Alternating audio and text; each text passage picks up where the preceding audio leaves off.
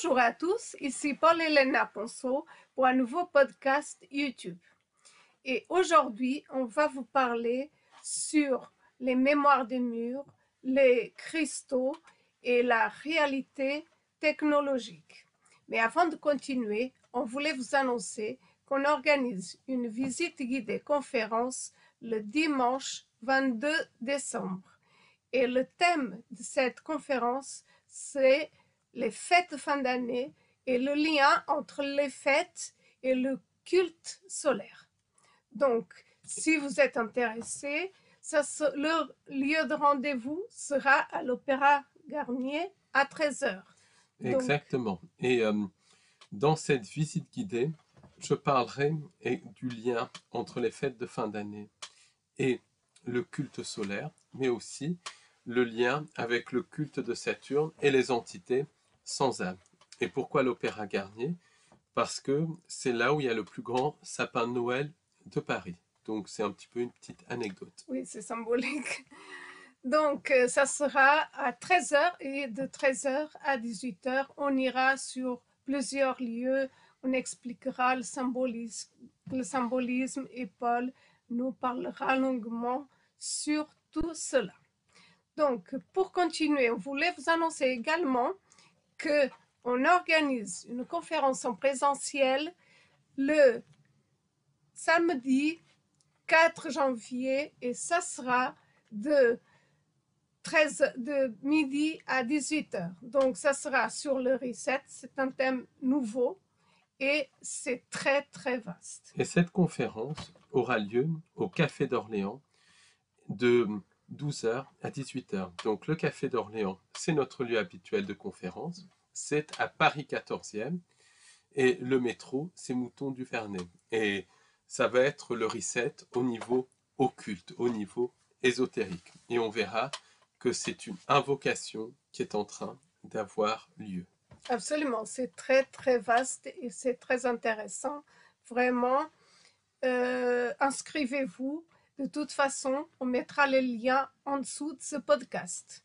Et on voulait vous annoncer également que on a tous les webinaires, tous les podcasts webinaires que Paul Ponceau a fait de janvier à novembre sur la librairie du bonheur. Donc, si ça vous tente, il y a énormément de thèmes différents avec énormément d'informations inédites. Et en cas de commande, je vous envoie sous 24 heures le webinaire par WeTransfer.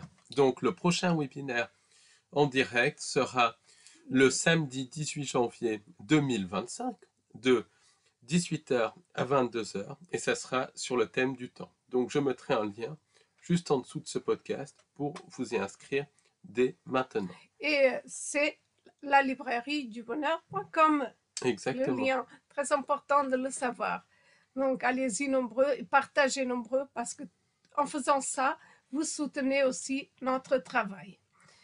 Donc Paul, aujourd'hui tu vas nous parler, on va parler tous les deux de la mémoire des murs, des cristaux et des différentes technologies de la réalité. Par où tu veux commencer? Alors, ce que je voulais dire, et on en parlait puisque tu es en train de lire un livre très intéressant qui s'appelle Ces maisons qui tuent de Roger de la Forest, donc qui est un vieux livre, un classique, qui parle de cette mémoire des murs. Et c'est un livre qui date de 1983, mais le concept de mémoire des murs, les anciens le savaient. Ça a été ensuite repris au 19e siècle par des gens qui travaillaient avec les médiums comme Allan Kardec et tout. Donc c'est quelque chose qui n'est pas nouveau, mais c'était su par les anciens à l'Antiquité, tout ça. C'est pour ça que les châteaux, les forts étaient toujours construits avec un certain type de pierre. C'est pour ça que les châteaux des rois sont en roche cristalline, parce que le cristal, et on va le voir tout au long de ce podcast, a tendance à enregistrer les mémoires. Alors, les murs ont une mémoire et les murs, on peut les comparer un petit peu comme ça dit dans le livre de Roger de la Forest. que c'est un peu comme des éponges, c'est-à-dire que s'il y a des événements heureux, ça enregistre, et s'il y a des événements malheureux, ça enregistre également. Exactement. Et en fait, c'est certaines roches qui enregistrent plus que d'autres, mais tous les murs vont enregistrer les événements. Même un mur de béton va enregistrer les événements. Donc ça, c'est très très important de le savoir. Par exemple, ma grand-mère habitait donc en Angleterre et son mari avait déménagé dans le sud de la France quand il avait pris sa retraite dans les années 80, fin des années 80. Et ils avaient acheté une toute petite maison euh, pas loin entre Marseille et Aix, dans un petit village entre Marseille et Aix, très beau petit village du reste. Et cette maison, c'était une maison sans histoire, dans un lotissement type années 80, typique de la région, avec des murs, avec les murs un petit peu en style provençal et tout. Et quand ma grand-mère est arrivée, donc elle était médium, je précise, elle a expliqué qu'elle avait toujours une sensation de rejet de la part de la maison. Et un jour, euh, elle est tombée et elle s'est cassée une jambe. Donc, et elle a dit qu'elle a senti quelque chose qui l'a poussée. Et plusieurs autres personnes ont senti des choses qui les poussaient. Moi, j'ai été dans cette maison, je n'ai rien senti. Mais plusieurs personnes ont été poussées dans cette maison. Donc, elle a enquêté sur l'histoire de la maison et les gens qui l'avaient avant elle, à qui ils avaient acheté la maison, c'était un couple qui ne s'entendait pas, qui avait divorcé. C'est pour ça qu'ils avaient vendu la maison. Et donc, il y a eu énormément de tensions entre eux. Donc, les murs de la maison avaient vraiment enregistré ça. Et c'était vraiment impressionnant. Et quand on allait dans cette maison, dans certaines pièces, personnellement, donc je répète, je n'ai jamais été poussé, mais on sentait comme une espèce de noirceur, comme une ambiance très triste, très glauque. Donc ça, c'est typique de mémoire des murs, mais à petit niveau. Mais il y a des mémoires des murs où les murs enregistrent beaucoup plus. Et l'enregistrement se fait quand il y a des événements très très très joyeux, il y a des maisons qui respirent vraiment le bonheur. Ça c'est évident. On rentre chez certaines personnes, on ressent la joie. Et pourtant, c'est des maisons très, très modestes et tout, mais on sent la joie, on sent le bonheur, on sent qu'il y a vraiment de l'amour dans ces maisons. Et très souvent, c'est des couples ou des familles qui s'entendent vraiment très bien, ou bien c'est tout simplement une personne qui est seule, mais qui adore sa maison, qui décore sa maison, qui s'occupe de sa maison. Et la maison enregistre ça. Donc, voilà, il Oui, y a on vraiment... pourrait penser que la maison prend une vie, une vie en fait, parce que ça réagit, les énergies réagissent en fonction de la présence des vivants. Exactement. De toute manière, les matériaux de construction contiennent des cristaux. Dans cette réalité, il y a énormément de cristaux. Les sols sont constitués de cristaux, beaucoup de roches sont sous forme cristalline, et ce n'est pas anodin parce que les cristaux enregistrent l'information. Absolument.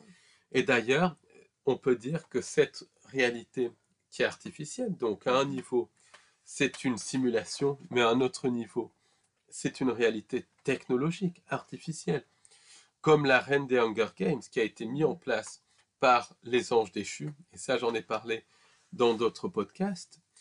Et cette réalité, cette matrice, énormément d'éléments de cette matrice sont des technologies, comme par exemple dans la théorie de l'univers électrique qui explique le fonctionnement de cette fausse création et qui a été développée par des physiciens anglais et australiens, mais il y a de plus en plus de physiciens qui en arrivent à ces conclusions.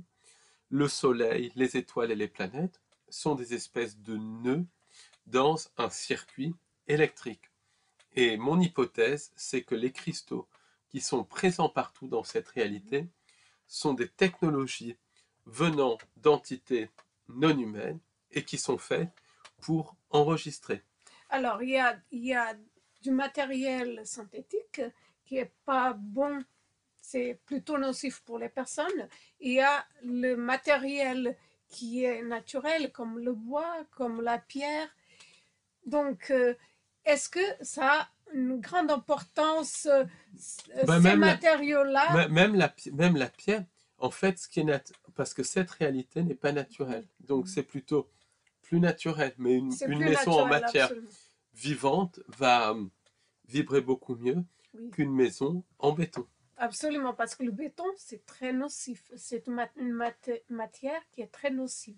Bon, après, il y a Exactement. des méthodes pour atténuer, mais Et c'est ça le gros problème dans les grandes villes. Nous-mêmes, on est à Paris et tous les bâtiments ou la plupart des la bâtiments plupart, sont construits en béton. Et donc, ce n'est pas, voilà, c'est pas quelque chose qui vibre bien et c'est absolument. quelque chose qui retient aussi les mémoires. Les anciens construisaient leurs maisons en pierre et les constructions en pierre, globalement, certaines pierres vont moins retenir les mémoires que d'autres pierres parce qu'il y a des pierres notamment dans les constructions de châteaux, qui retiennent vraiment les mémoires. C'est quand c'est des constructions de nature cristalline. Donc si c'est des mémoires positives, c'est très bien, mais si c'est des mémoires Négatif. négatives, c'est... Voilà.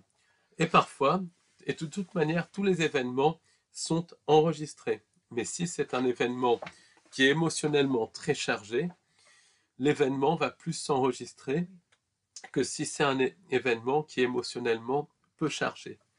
Par exemple, il y a énormément d'apparitions de fantômes qui sont signalés un petit peu partout, parce que pour beaucoup de personnes, les fantômes sont des créatures qu'on trouve dans les manoirs hantés.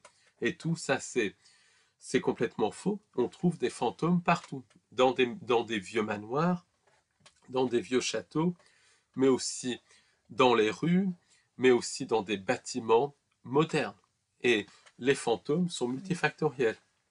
Certains sont des âmes errantes, et c'est des esprits de décédés.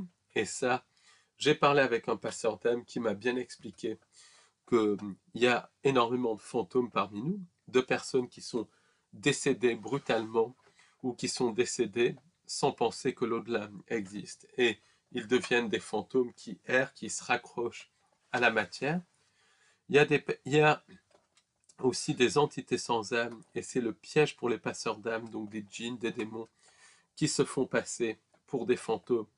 Et elles vont s'accrocher aux gens pour les posséder, en se faisant passer pour des guides, par exemple, ou des décédés. Beaucoup de passeurs d'âme sont victimes, littéralement, de ces entités qui se font passer pour des décédés.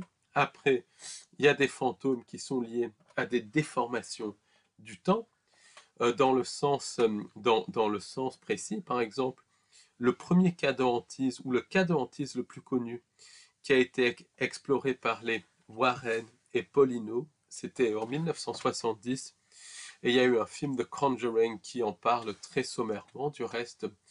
Mais la vraie histoire, c'est que c'était une maison où il y avait énormément de phénomènes.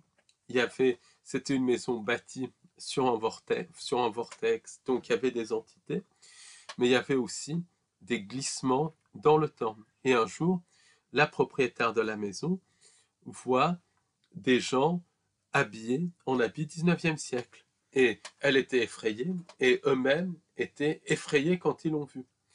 Et les Warren, et aussi Paulino, qui travaillait avec les Warren, ont fait une enquête, et ils se sont rendus compte qu'en fait, cette maison était située sur un vortex qui provoquait des déformations du temps. Donc, la maison, donc, de l'époque 1970 et l'époque 19e siècle se sont croisés au niveau de cette maison. Beaucoup de fantômes sont liés à des phénomènes de déformation du temps.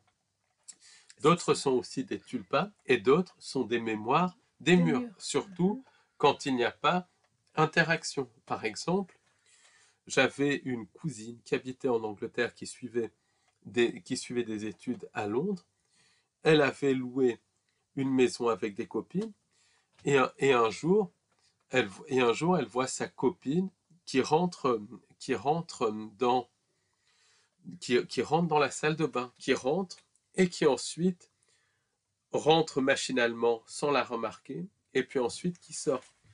Et là, elle se rend compte que les vêtements de sa copine sont archaïques, du 17e, 18e ou 17e siècle, peu importe, et que ce n'est pas sa copine.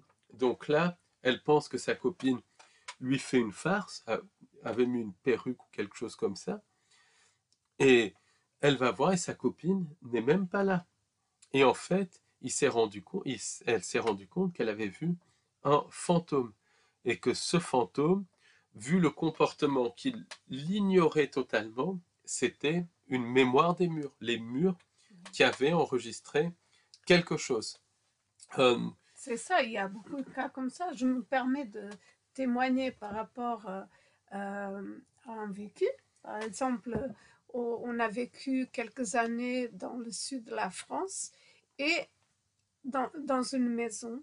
Et dans cette maison qui a appartenu à la grand-mère de Paul, L'autre grand-mère, l'autre grand-mère, pas celle dont Paul a parlé, on a vécu quelques années et pendant ces années, c'était pas une vibration dans la maison, il n'y avait pas une très bonne vibration. Il y avait par moments des mémoires de tristesse, une ambiance qui tirait vers le bas, mais sans raison. Et je sentais ça, je sentais beaucoup ça. Et on se disait pourquoi on a un petit peu poussé et on s'est dit c'est peut-être dû au vécu de la grand-mère de Paul, puisque en fin de vie, elle était malade, elle était très triste. Elle-même, elle a perdu un enfant, donc il y a eu beaucoup, beaucoup de tristesse. Et c'est peut-être sa pour tristesse qui ça, avait été enregistrée. voilà, Et il qu'il y faut avait... savoir aussi, donc, que mon grand-père, il est tombé très gravement malade malade. quand ils avaient cette maison. Donc, Ça imprégnait en fait. il était quasiment, et il était là quasiment toute sa fin de vie, sauf vraiment les derniers jours. Donc, ça a vraiment imprégné une tristesse dans les murs. Et c'est vrai que je sentais beaucoup ça. Et parfois, j'étais triste sans raison. Et voilà, c'est vrai que ça a un impact, en fait. Oui, ça Ça a a un un impact. impact qu'après coup, on va y penser. Sur le coup, on n'y pense pas. Voilà. Et il y a des événements, quand ils sont très émotionnellement chargés, qui vont être rejoués, vraiment rejoués. Par exemple, il y avait une dame qui était en train d'assister à une messe dans une église tout à fait normale, tout à fait moderne, et d'un coup, l'église a totalement changé, et elle s'est retrouvée à l'époque du Moyen Âge, avec des gens en vêtements du Moyen Âge, l'église toute peinte comme les églises l'étaient au Moyen Âge, en train d'assister à une messe, ou en tout cas, Moyen Âge, voilà. Quand on étudie la Tartaria, on peut se demander ce qu'est le Moyen Âge ou ce qui n'est pas le Moyen Âge, mais on va dire à une époque archaïque, littéralement. Et l'église était peinte comme dans l'ancien temps, les gens habillés vraiment en vêtements anciens. D'un coup, tout avait changé. Et elle regardait, elle était en habit donc du 21e siècle, et personne semblait la remarquer. Donc ça, c'est typique d'un enregistrement, un événement du passé qui a été enregistré par les murs et qui du coup, l'enregistrement pour des raisons X ou Y a été rejoué pour cette femme. Et il y a énormément de glissements dans le temps qui sont en fait des enregistrements du passé qui se manifestent. Après, il y a vraiment des gens qui se retrouvent dans le passé. Quand c'est un glissement dans le passé authentique, c'est quelque chose qui ne se répète pas en boucle. Ça change parce que le passé devient vraiment la réalité. Et il y a des interactions avec les personnages. Par exemple, quand les deux Anglaises, Miss Moberly et Miss Jourdain, ont voyagé à l'époque de Louis XV, quand elles étaient au Trianon à Versailles, euh, elles ont vu les jardiniers et elles ont vu des gens dans ces jardins, puisque c'était bien avant l'époque de Marie-Antoinette où elles sont retrouvées, qui interagissaient avec elles, qui les remarquaient. Donc comme ça, c'est un voyage vraiment authentique dans le temps. De même quand il y a aussi des gens, par exemple Madame Perron, donc de la maison hantée des Warren, les gens ont interagi avec elle, ils avaient peur d'elle. Donc ça, c'est vraiment des voyages authentiques dans le Dans le temps. temps, c'est C'est comme intéressant. le jeune garçon qui, qui était en Virginie, donc au XXIe siècle, hein, qui est allé se promener dans la forêt, et quand il a suivi un sentier, il s'est d'un coup retrouvé à l'époque des premiers colons américains. Les gens le voyaient et lui voyait les gens. Il avait peur des gens, les gens avaient peur de lui. Ça, c'est des voyages authentiques dans le temps. Mais souvent, donc, enfin souvent, dans certains cas, parce que c'est pas dans tous les cas, c'est moitié-moitié, je dirais, dans un cas sur deux, les gens qui pensent faire un voyage dans le passé se retrouvent dans un enregistrement d'une scène passée. Dans ces cas-là, il n'y a pas d'interaction avec il n'y a pas d'interaction avec les personnages. Et puis, c'est beaucoup plus localisé. C'est En beaucoup fait, plus localisé. c'est comme se projeter dans une autre C'est se projeter dans une autre dimension. dimension. C'est pas une timeline, Ouais, c'est dans c'est une une autre dimension. dimension. Il y a beaucoup moins d'interaction. Et c'est les murs qui enregistrent vraiment les faits. Et dans ces cas-là aussi, ça Ces peut... enregistrements des faits, puisque tout est fait pour enregistrer les choses, ça peut être utilisé pour reprogrammer le passé. En fait, toute la réalité est une construction technologique et dans le sol et dans les murs, il y a énormément de cristaux. Les cristaux, ça emmagasine de l'information, ça enregistre et les enregistrements du passé peuvent être utilisés par les entités non humaines et retravaillés par ces entités.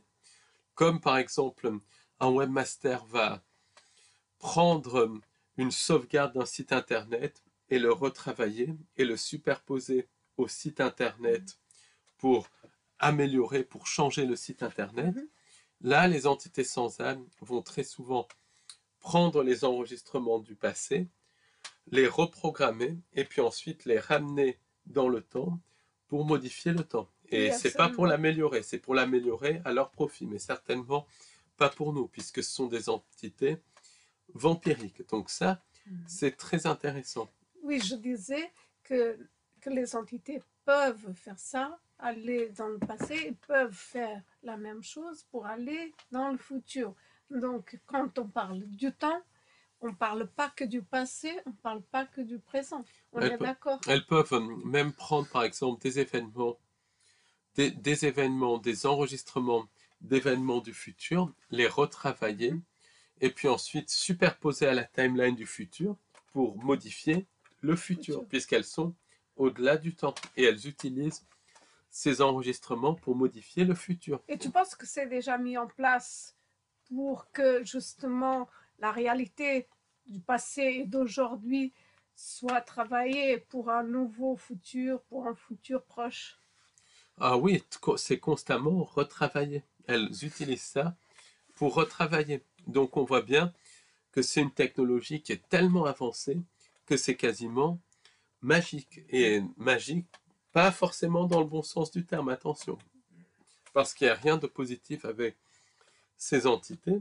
Mais même, par exemple, les roches qui constituent le sol et tout ça, si on considère que cette réalité est artificielle, même les roches qui sont au niveau du sol, surtout au niveau des lieux telluriques, sont là pour enregistrer l'information.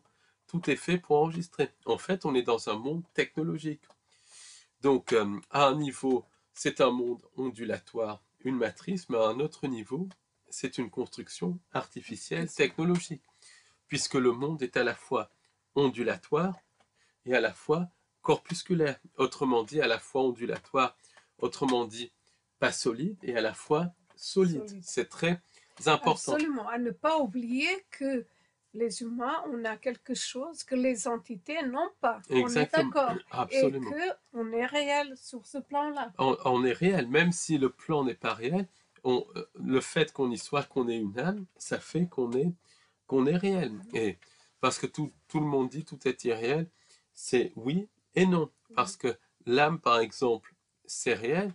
Ensuite, ça a une certaine réalité, puisqu'on fait partie de cette réalité. Donc, ça a une certaine réalité, mais à un autre niveau, c'est illusoire. C'est les paradoxes et c'est la physique quantique qui parle de ces paradoxes. Donc, la mémoire, on la retrouve dans les bijoux aussi. Oui. Beaucoup de bijoux vont enregistrer les émotions des personnes. Par exemple, il y a des bijoux qui vont enregistrer. Les bijoux, c'est très souvent des pierres précieuses ou semi-précieuses, donc des roches, et ça enregistre les émotions. Par exemple, souvent, les mères font hériter de leurs filles leurs bijoux, qui les font hériter à leurs filles, etc.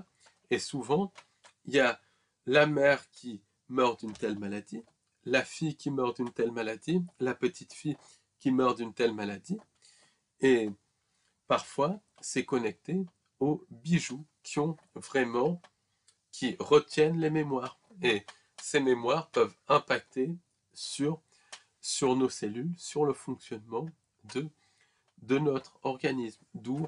Et ça peut être aussi utilisé pour le bien, la lithothérapie par exemple. Donc c'est des choses comme ça, lithothérapie, qui peut apporter un certain soulagement, voilà, donc un rééquilibrage en tout cas. Donc ça c'est vraiment intéressant à comprendre. Donc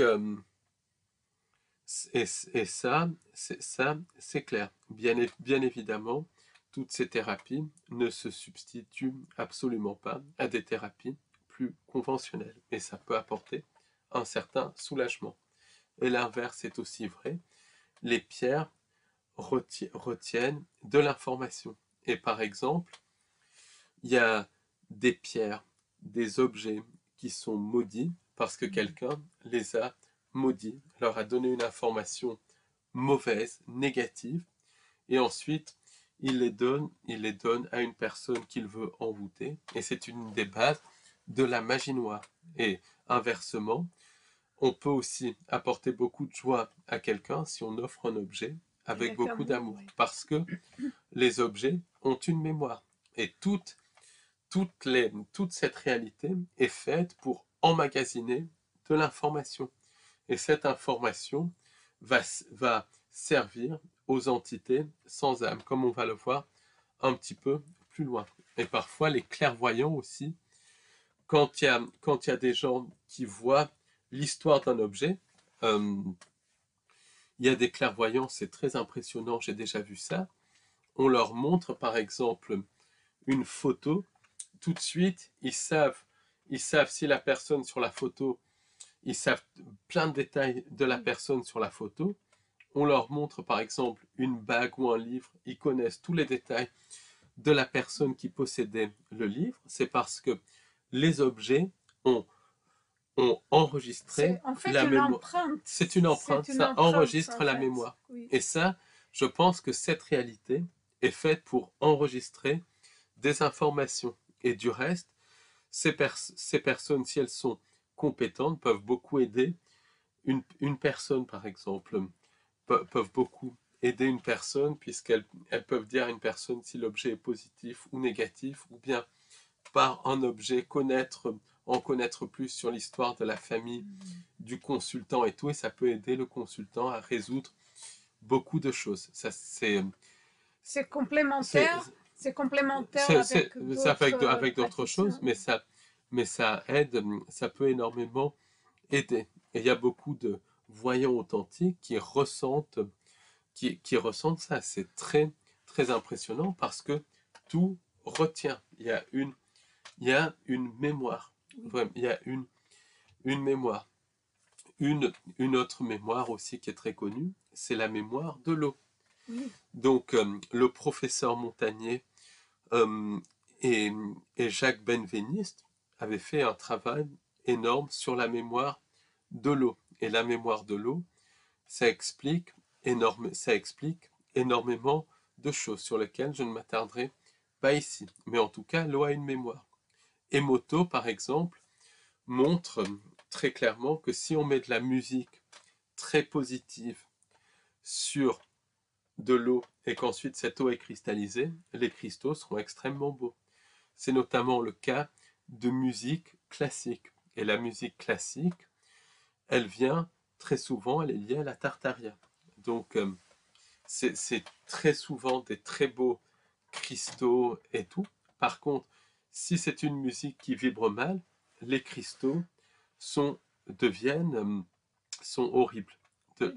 Si quelqu'un, par exemple, prend l'eau et dit je t'aime au verre d'eau, l'eau, les cristaux vont être très beaux. S'il dit au verre d'eau je te déteste, l'eau va être extrêmement moche. Les cristaux vont être extrêmement moches. Donc, la théorie de la mémoire de l'eau a été rendue pratique, a été expérimentalement prouvée par le travail de Masaru Emoto. Et c'est vraiment logique, puisque l'eau retient des mémoires. Que ça soit bon ou mauvais, la mémoire, c'est quelque chose qui est neutre en soi. C'est neutre, voilà. Et ça retient à la fois des choses positives et des choses négatives. Et cette mémoire de l'eau ça explique pourquoi il y a énormément de rituels à proximité de l'eau. Par exemple, beaucoup de satanistes vont faire des rituels sur des bateaux. Donc, il y avait du reste un ancien politique anglais, aujourd'hui décédé, qui était un marin et qui faisait des rituels sur son bateau, selon le témoignage d'Arizona Wilder. Pourquoi? Parce que l'eau a une mémoire. Donc, il y a énormément de rituels sataniques qui ont lieu à proximité de l'eau. Beaucoup de rituels aussi ont lieu sur des îles.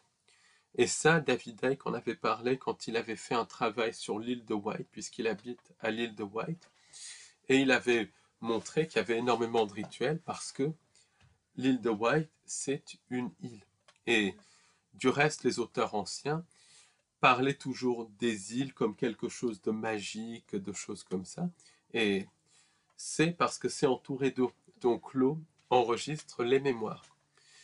Par exemple, ce qui s'est passé à Notre-Dame, donc l'incendie et la reconstruction, c'est un énorme rituel qui a eu lieu à proximité de l'eau. Oui, effectivement, et donc ça a enregistré et toute l'émotion dans ce rituel de destruction, reconstruction, puisque tout est ritualisé, c'est enregistré. Et non seulement l'émotion est enregistrée, mais l'événement lui-même est enregistré. Donc, toutes les peurs, les tristesses, les joies sont enregistrées. Les émotions sont enregistrées. De l'énergie. Et c'est pas pour rien que la cérémonie d'ouverture des Jeux Olympiques, qui était un rituel absolument horrible, a eu lieu à proximité de la scène, parce que ça enregistre les émotions. Et ça enregistre non seulement les émotions, mais les événements eux-mêmes. Oui. Tout est enregistré Enregistré. dans la construction même de la réalité. C'est un peu la même chose qu'un site internet, il est toujours enregistré sur le disque dur, sur le serveur et tout ça, mais les sites sont enregistrés. Là, c'est pareil, tout ce qui se passe dans cette réalité est enregistré. Et Brajiv Belovac, c'est un cryptozoologue français, donc, et lui a remarqué qu'il y a énormément d'apparitions de cryptides à proximité de sols qui contenaient de la silice, des roches cristallines, autrement dit. Autrement dit, à proximité de quartz, de cristaux. Et c'est pas anodin, puisque les structures cristallines vont enregistrer l'information. Donc, si une personne est dans une peur à un endroit, la peur va être enregistrée et parfois l'enregistrement va se rejouer d'une certaine manière où il va y avoir où la peur va se transformer en forme pensée. La peur va se matérialiser littéralement pour donner des cryptides. Donc ça c'est vraiment intéressant. Il y a cette connexion avec certains. Les mémoires passent dans le monde imaginal, finalement. Dans le monde imaginal. Imaginal où ça se crée des êtres et qui se transforment en forme physique. Exactement. Mais là, voilà. Et là, il y a des endroits dans des forêts où il y a de la peur. Et la peur va être enregistrée par les sols, notamment les sols cristallins, mais par tous les sols. Et sous certaines conditions, l'enregistrement va se rejouer et la peur va se matérialiser. Et ça va prendre la forme d'un dogman ou d'un cryptide terrifiant. Est-ce que les entités sans âme se servent de ces mêmes lieux à chaque fois pour que ça se fasse bien? Bien sûr, c'est des lieux, justement les lieux telluriques. Les lieux telluriques, c'est là où ont lieu une grande partie de rituels sont vraiment des lieux où le sol est très souvent contient certaines pierres qui retiennent l'information. Et ça, c'est voulu pour stocker les émotions des false flags, par exemple, de tous les événements programmés par les entités sans âme. Et ces émotions sont ensuite utilisées par les entités non humaines. Après, pour en venir aux cryptides, les roches cristallines aussi vont interagir avec la matrice. Un petit peu comme les cristaux d'un ordinateur vont interagir avec Internet. Là, les cristaux du sol vont interagir avec la matrice. Donc, à proximité de roches telluriques, il y a aussi des portes dimensionnelles qui mènent carrément à d'autres dimensions de la fausse création. Donc, très souvent, il y a les deux. Parce que les cryptides, c'est comme les fantômes, c'est multifactoriel. Il y a des animaux réels et inconnus, évident, clair, net et précis. Il y a des entités sans âme qui se font passer pour des cryptides, clair, net et précis. Parfois, c'est des animaux qui viennent de la terre creuse ou des humanités parallèles, ou bien d'autres dimensions aussi. Ça, c'est une certitude absolue. Et parfois, c'est des enregistrements, des émotions, des peurs qui sont enregistrées dans certains cristaux, dans certains sols, enregistrés par la réalité, et qui pour X ou Y raison se rejouent. Et parfois, ça va prendre une forme physique ou quasi physique. C'est des espèces de tulpas en fait, quelque part.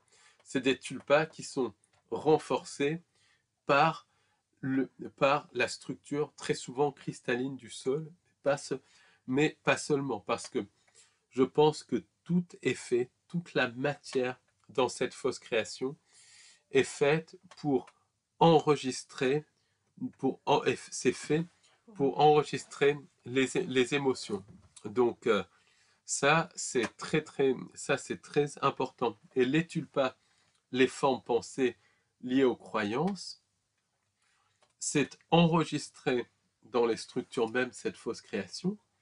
Et ensuite, sous certaines conditions, l'information se matérialise et va prendre une forme physique. Donc, je pense que les tulpins se créent plus facilement dans des lieux où il y a certaines roches dans le sol, dans des maisons, dans des habitations où il y a un certain type de roche, que dans une habitation lambda. Mais ça peut se créer partout, puisque tout est fait pour enregistrer. Et je pense que les tulpas sont liés à notre environnement qui enregistre, qui fonctionne comme un disque dur. Oui, est-ce que les entités sans âme connaissent ça très bien, puisque elles peuvent se servir justement de ces mémoires? Elles se servent de ces mémoires pour reprogrammer le passé et le futur, puisqu'elles peuvent se déplacer au-delà du temps. Comme un webmaster va se servir de l'enregistrement du site internet pour reprogrammer le site internet, là les entités sans âme vont faire la même chose. Donc ça va très loin. Notre réalité, c'est une construction technologique, c'est une construction qui est faite entre autres pour enregistrer et à la fois qui est très malléable, qui peut être reprogrammée par les entités non humaines, mais qui va aussi enregistrer. Mais à la base, on est dans une construction technologique. Et cette construction technologique a été mise en place par des anges déchus, qui sont des créatures spirituelles au-delà de la matière. Et ce sont elles qui ont construit cette réalité. Les entités sans âme de type djinn et démons sont des espèces de programmes, des émanations de cette réalité, comme des logiciels qui peuvent reprogrammer cette réalité. Et toutes nos pensées sont enregistrées par la réalité elle-même. Donc ça va bien au-delà de la mémoire des murs. Et ensuite, toutes nos pensées vont être enregistrées dans la réalité, puis elles vont prendre vie dans le monde, dans le monde imaginal, le monde des idées qui est lié à ces enregistrements. Et sous certaines conditions, et on va le voir un petit peu plus loin, les enregistrements du monde imaginal peuvent se matérialiser de manière physique dans cette réalité. J'ai une question importante. Est-ce que par rapport à ce que tu viens de dire, comme ça enregistre, c'est-à-dire nos pensées, elles peuvent s'enregistrer, elles peuvent devenir physiques, est-ce que c'est étonnant qu'il y ait beaucoup de choses pas forcément positives qui se passent, puisqu'il y a le subconscient qui travaille la plupart du temps, qui est plus actif que le conscient. Ah, absolument, c'est fait pour. C'est fait pour. Voilà. Donc, est-ce que ça expliquerait beaucoup de choses qui ne sont pas positives? Bien sûr, c'est fait pour. C'est fait pour générer des émotions et pour que ces émotions soient enregistrées et pour que les événements soient enregistrés. Et par exemple, il y a toute une dimension qui est appelée par les chercheurs la dimension cinématographique. C'est lié au cinéma, c'est lié à la télévision, c'est lié à l'utilisation d'Internet et c'est lié aux intelligences artificielles. Mais le monde cinématographique, ça fait quand même rêver. Quand c'est un bon film, ça fait quand même rêver. Ça nous emporte quand même quelque part dans une autre dimension. Qu'est-ce que tu en penses? Mais c'est une dimension à part entière. De toute manière, tous les films prennent vie au niveau du monde des idées. Et les émotions de ce film prennent vie dans le monde imaginal, dans le monde des idées. Les émotions que les gens ont ressenties, bonnes ou mauvaises, prennent vie. Et le film prend vie dans le monde imaginal, dans le monde des idées. Et ça, pour moi, c'est lié à la nature même de cette réalité qui enregistre tout, qui est de nature cristalline, qui est de nature électromagnétique, qui fonctionne comme un disque dur pour pour faire très simple. Donc, par exemple, quand un conte est lu, parce qu'à l'époque, il y avait des contes qui étaient lus, les gens imaginaient les scènes des contes, et les scènes des contes s'enregistraient dans le monde des idées. Les émotions liées au conte étaient enregistrées dans le monde des idées. Et certains personnages des contes se matérialisaient. Et certains personnages de livres se matérialisaient. C'est le cas, par exemple, de Quasimodo, le personnage de Victor Hugo.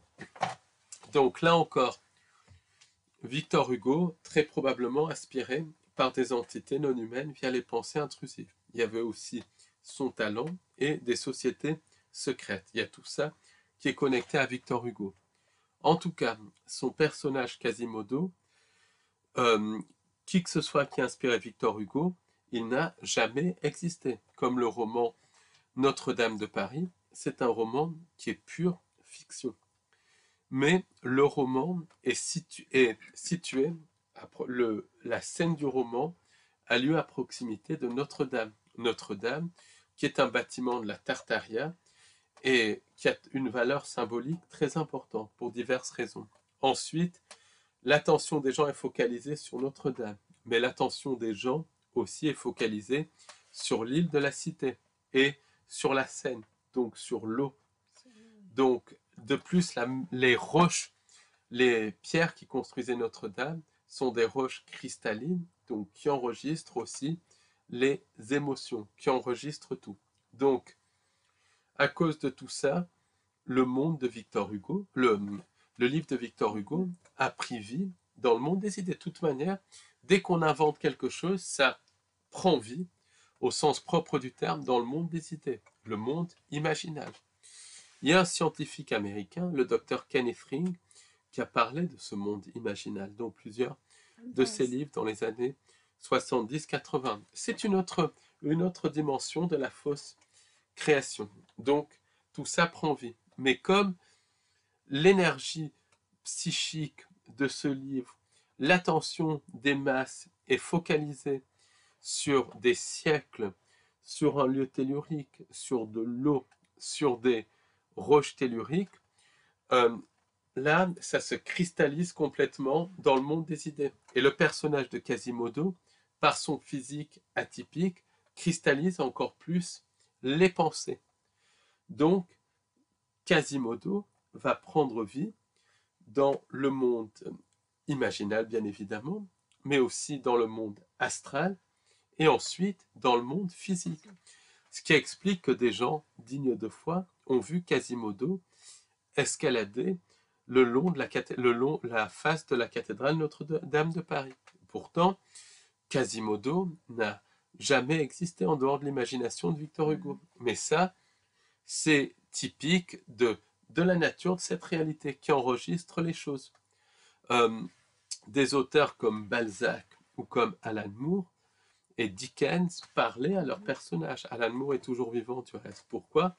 Parce qu'ils mettent de la vie, de l'intention dans les personnages. La réalité enregistre le personnage, enregistre l'émotion qui prend vie dans le monde physique. Et là, Dickens, par exemple, et Balzac mettaient tellement d'émotions, de vie dans leurs personnages que les personnages peuvent, sous certaines conditions, se matérialiser dans notre réalité. C'est ce qui explique qu'Alan Moore a vu le personnage de Constantine.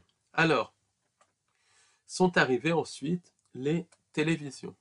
La télévision, c'est lié au tube cathodique inventé par Sir William Crookes, qui à la base l'avait inventé pour parler à sa femme décédée. Donc ou à un proche décédé. Je ne sais plus si c'était sa femme ou sa mère, peu importe. En tout cas, le tube cathodique ouvrait des portes dimensionnelles. Donc, quand on regardait la télévision à tube cathodique, ça ouvrait des portes dimensionnelles. Ce qui expliquait les pensées intrusives, ce qui expliquait l'outil énorme de contrôle mental. Maintenant, les télévisions sont à cristaux liquides. Donc, il y a le mot cristal. Cristal, ça veut dire... cristal, c'est quelque chose qui, par définition, enregistre. Dans un ordinateur, dans des disques durs, il y a des cristaux de silicium.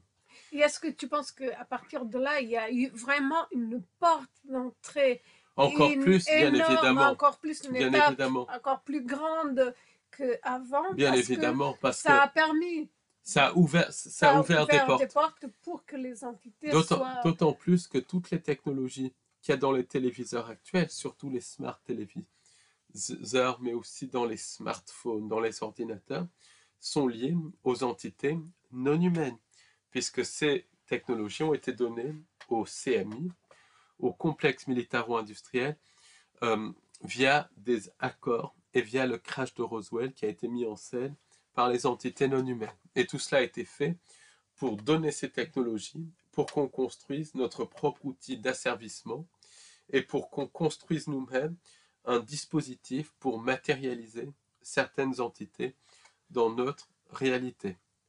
Donc, donc ça va très loin. Donc avec Et les télé... donc, je me permets juste de dire, de compléter, par nous-mêmes, on arrive à construire notre réalité, on finalement. est des êtres créateurs de toute manière. Et justement, nos pouvoirs créateurs ont été court-circuités par les entités sans âme. Et c'est tout le drame de la condition humaine, c'est qu'on nous leurre à créer la réalité voulue par les entités non humaines. Donc là, qu'est-ce qui se passe? On regarde les télés à cristaux liquides, les télés à tubes cathodiques, ça ouvre des portes dimensionnelles. En plus, c'était déjà vrai avec les tubes cathodiques, mais c'est encore plus vrai avec les cristaux liquides. Les émotions sont encore plus enregistrées. Tout ça est connecté de plus en plus aux intelligences artificielles. Beaucoup de gens regardent les films sur Internet et tout ça, d'où des sites comme Netflix et tout. Donc, c'est connecté au monde des intelligences artificielles. C'est connecté aux cristaux liquides. Donc là, carrément, tout ce qui passe à la télévision va prendre vie, mais vraiment prendre vie très rapidement dans le monde des idées. Et à partir du monde imaginal, ça va prendre vie dans l'astral. Et ça va se matérialiser dans notre réalité physique de manière extrêmement concrète. Et physiquement, ça explique que beaucoup de personnes ont vu des personnages comme Slenderman, des rampants blancs qui à la base sont liés à des forums internet. Donc ça serait pas étonnant en fait. C'est des créatures qui viennent des mondes des intelligences artificielles et qui viennent de Tulpa et qui se matérialisent physiquement au point d'enlever des gens et de tuer des gens, comme l'a rapporté Lon Strickler. Donc ça serait pas étonnant si on se retrouvait avec des personnages de films qui marchent dans la rue. Ah, c'est déjà arrivé. Alan Moore, par exemple, lui, c'est pas vraiment pareil, mais son personnage Constantine, par exemple, John Constantine, il a vu, quand il avait juste créé son personnage, il avait mis tellement d'énergie dans son personnage, et on ne parle pas de film ni de rien, qu'il a vu son personnage aller prendre un café dans un bar à Londres. Et son personnage s'est retourné vers lui, et Alan Moore était absolument effrayé. Et ça, c'est l'exemple typique d'un tulpa, d'un enregistrement, d'une forme pensée qui prend vie. Donc oui, les personnages des mondes des intelligences artificielles et les personnages de films peuvent se matérialiser. Je ne sais pas si tu te rappelles, je crois que c'est le premier jour de l'an 2024, si ma mémoire est bonne, ou 2023, le 1er janvier 2024, je crois, il y avait eu des événements dans un centre commercial à Miami où les gens avaient été effrayés par des entités.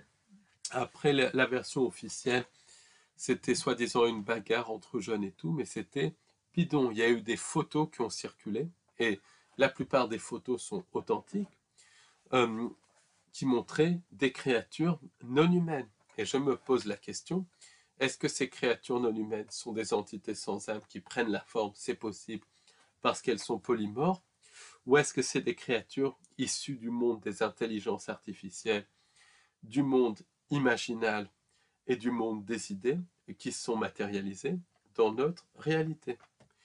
Et donc, quand on regarde un film par exemple, surtout avec un écran à cristaux liquides, mais c'est valable pour les deux. Le film se matérialise dans le monde des idées. Quand c'est des millions de personnes, ça se matérialise, ça prend vie dans le monde des idées. Ça prend vie aussi dans l'astral. Si c'est un film qui pas forcément a du succès, mais un film qui a une énorme charge émotionnelle, ça va créer des tulpas. Ça va se matérialiser d'une manière ou d'une autre dans notre réalité. Et le processus est amplifié avec les cristaux liquides. Et c'est pour ça, et c'est une hypothèse bien évidemment, que des chaînes comme Netflix, HBO sont liées à Internet. C'est pour ça, parce que les écrans noirs, les cristaux liquides amplifient ce processus. C'est pour ça que c'est en train de remplacer le cinéma. Et donc, toutes les émotions liées au film, tout ça, c'est enregistré par les cristaux liquides, par la réalité elle-même qui agit comme un disque dur. Et non seulement le film prend vie dans le monde des idées, mais les émotions. Et ça peut se matérialiser sous certaines conditions dans l'astral et dans le physique, ainsi que les émotions.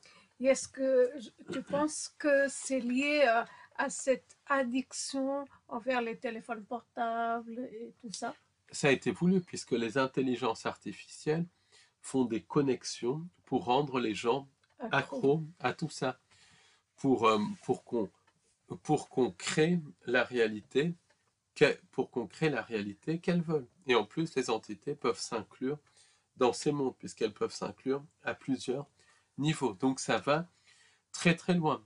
Et ce mécanisme fonctionne particulièrement si on n'est pas conscient. Oui, et même dans la recherche, inverser? bien sûr, il faudrait déjà en être conscient et dire non. Par exemple, ces entités, elles travaillent sur du artificiel, sur du matériel synthétique. Est-ce que si nous, les humains, on ferait plus de choses dans des choses humaines, des choses dans le naturel, dans les savoirs ancestraux, etc., on pourrait contrebalancer ce monde qui est un monde artificiel. Moi, je pense que c'est déjà par l'information, mais absolument. Mais déjà en l'information, puisque tout ça, tous ces mécanismes passent sur le subconscient. Donc quand on devient conscient des choses, automatiquement, on finit par contrebalancer tout ça. Donc là, tous ces films, tous ces séries, tous ces jeux vidéo se matérialisent dans le monde des idées, et ça peut se matérialiser dans le monde physique. Par exemple, en Chine, alors je ne sais pas si c'est vrai ou pas, mais il y a des témoignages qui parlent de matérialisation de certains personnages de films, de certains personnages de manga. Et voilà, je ne sais pas si c'est vrai, donc je ne me prononcerai pas, mais le thème est là. Le thème, je dis bien, la thématique est là. Et ça, c'est important. C'est important parce que ça décrit quelque chose qui est absolument vrai. Alors, la preuve, c'est Slenderman. Hein. Oui, absolument. Preuve, c'est... Donc, quand les films se matérialisent, et plus que jamais, avec toutes ces technologies à cristaux liquides et toutes ces technologies liées aux intelligences artificielles, dans le monde des intelligences artificielles et dans le monde des idées, les magiciens noirs peuvent aller récupérer les émotions de ces films, puisqu'ils se connectent à ce monde des idées, et ensuite envoyer ces émotions sur des personnes qu'ils ciblent. C'est une des bases de la magie du chaos. Mais même le scénario du film peut être repris par des magiciens noirs du monde des idées, et comme il est très puissant, et être ensuite mis dans cette réalité, et être mis autour d'une personne ciblée pour que sa vie reproduise des scénarios de films. Plusieurs personnes ciblées nous ont expliqué que pendant leur ciblage, leur vie et des scènes de films se reproduisaient. Et ça, c'est une réalité, puisque les magiciens noirs et les entités peuvent reprendre des scénarios de films et des émotions associées au film, encore plus maintenant, et ensuite mettre ça autour de la personne ciblée. Et Donc, par l'effet opposé, c'est-à-dire que si les humains on ferait des choses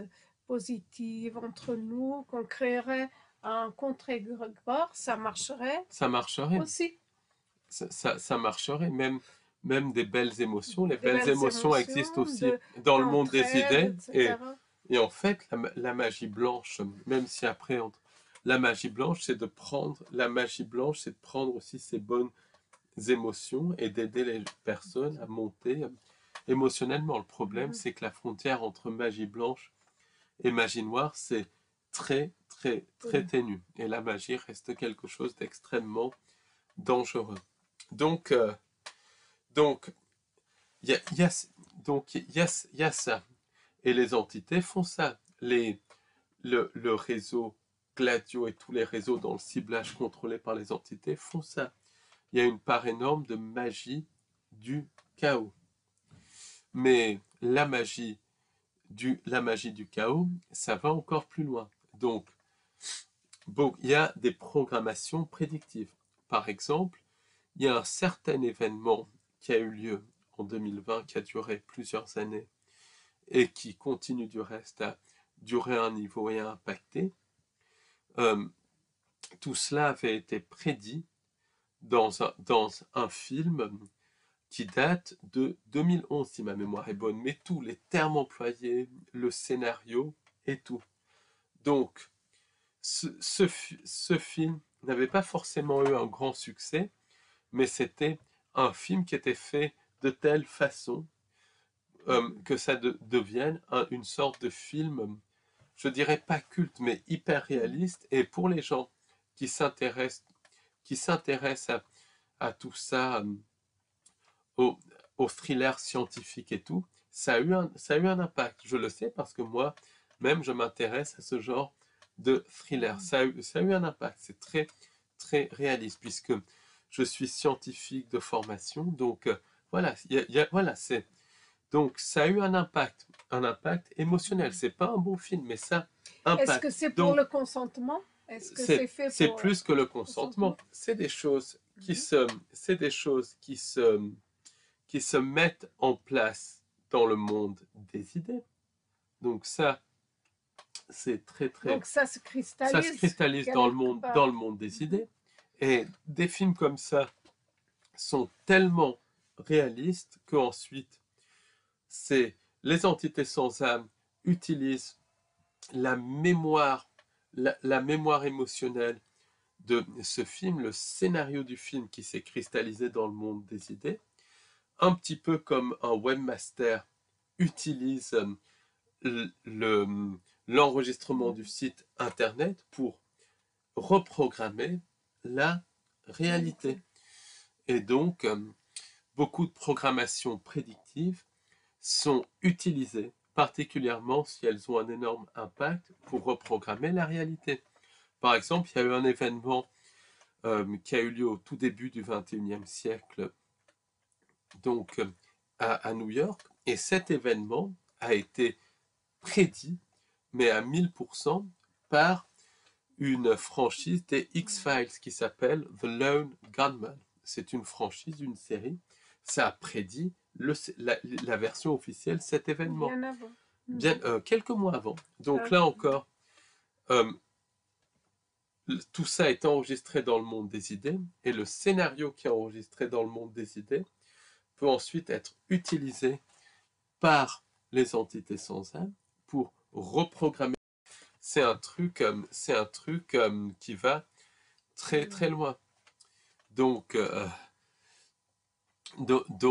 voilà, il y a une reprogrammation de la réalité pour que le plan des entités sans âme, qui est finalement le plan, le jeu, parce que c'est le programme des entités sans âme, le programme vampirique, le plan vampirique, pour qu'il se mette en place. Est-ce que quand on sait ça, on va faire attention aux films qu'on regarde, on va voir les films? C'est être conscient, c'est pas ne pas voir des films, c'est être conscient, et puis bien évidemment qu'on les voit d'une autre manière, mais ça n'empêche pas d'en profiter si on est conscient, et on dit tout simplement non, je refuse de donner mon énergie à tout ça.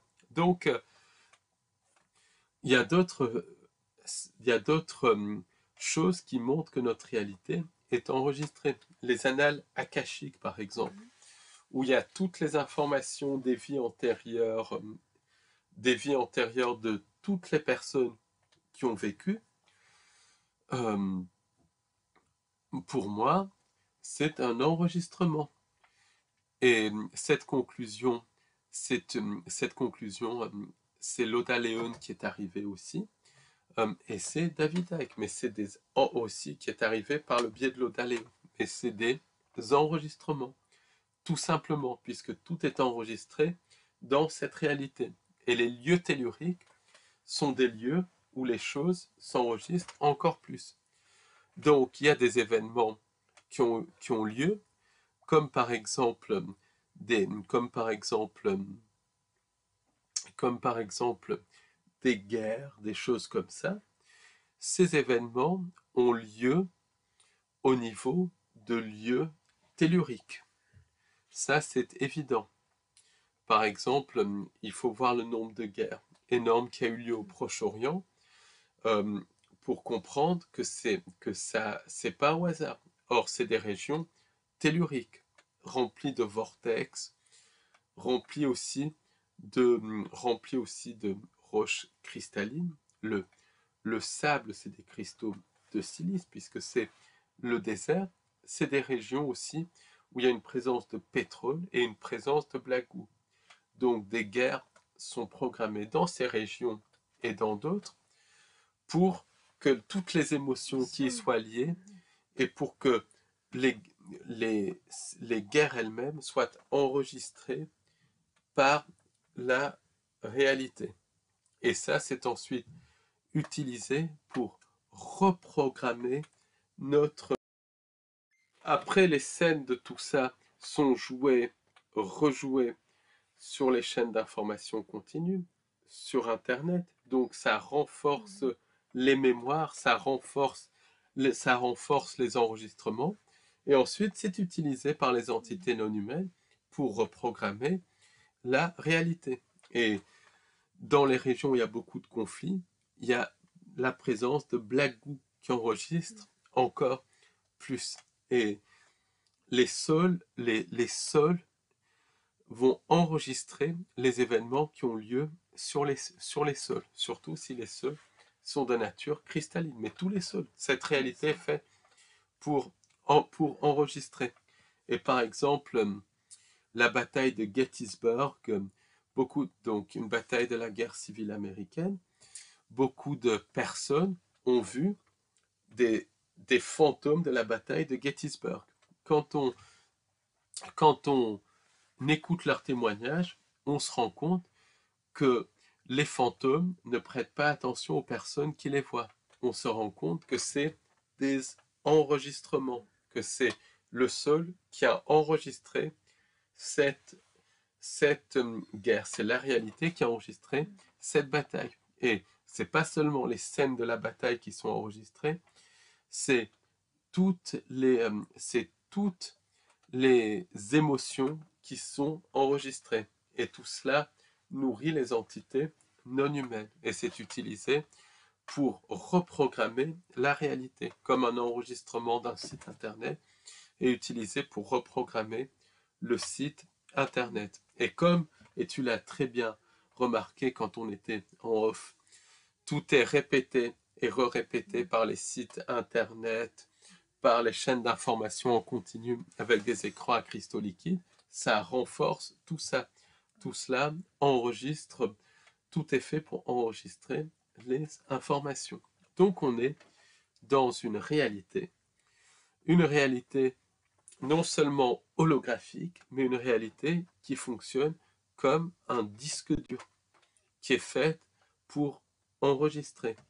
Donc c'est déjà, pour que les choses ne soient pas enregistrées, c'est prendre déjà conscience de ça, puisque l'enregistrement des émotions notamment se fait par le subconscient.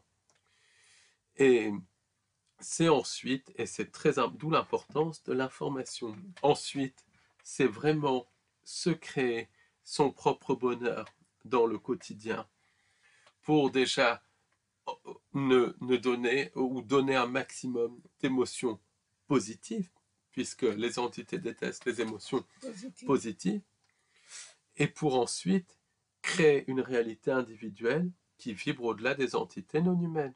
Comme on a une connexion divine, la réalité qu'on crée peut techniquement vibrer quasiment à l'infini. Les entités sans âme n'ont pas de connexion divine, ce sont que des logiciels. Elles ne peuvent pas créer une réalité qui vibre au-delà d'un certain seuil, un canevas de réalité qui vibre au-delà d'un certain seuil.